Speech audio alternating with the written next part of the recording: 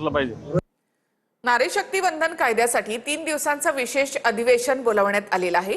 या कायद्यानुसार महिला खासदारांची संख्या वाढणार आहे। संसदेमध्ये महिला खासदारांची संख्या 273 वर जाणार आहे।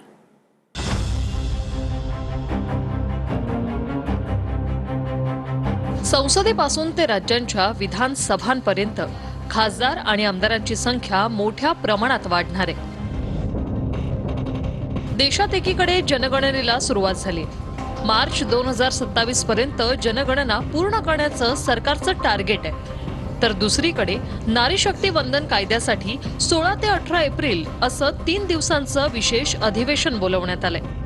यानुसार महिलांना लोकसभेपासून ते विधानसभांमध्ये 33% आरक्षणाचा मार्ग मोकळा होईल।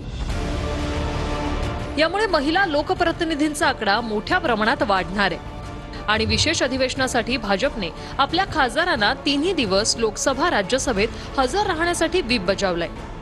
मतदारसंघ पुनर्रचनेनुसार 2029 पासून खासदारांची संख्याही वाढेल आणि 33% आरक्षणानुसार महिलांसाठी मतदारसंघही राखीव असतील।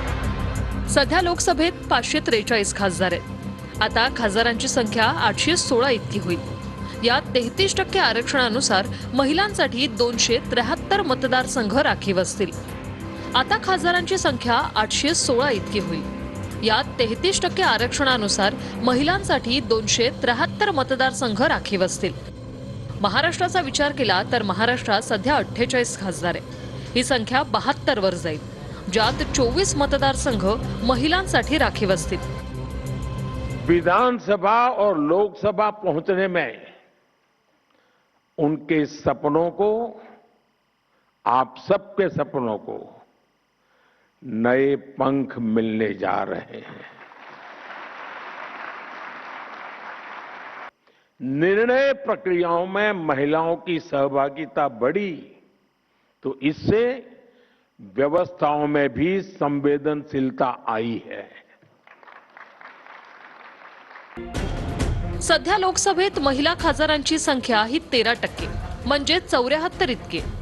नारी शक्ती वंदन कायदा झाल्यावर यात 20% वाढ होऊन महिलांची भागीदारी मोठ्या प्रमाणात वाढणार आहे।